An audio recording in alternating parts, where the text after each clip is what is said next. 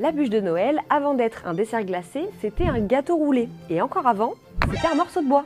Ça devait faire mal aux dents. Cette tradition, à l'origine païenne, existe depuis des siècles. Le principe, c'était de brûler une grosse bûche juste avant les fêtes, la nuit du solstice d'hiver, la plus longue de l'année.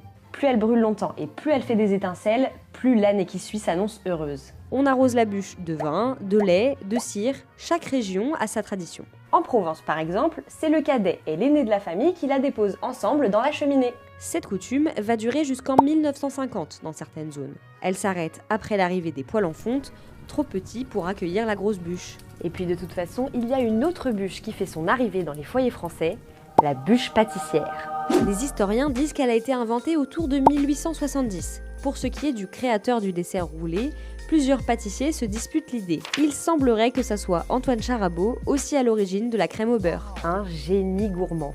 À l'époque, on donne à la bûche un aspect boisé et on la décore avec de petits éléments forestiers. Aujourd'hui, la bûche de Noël peut être de toutes les formes, de toutes les couleurs, et la version glacée est très appréciée. Life. Life. Life. Life. Life. Life. Life. Life.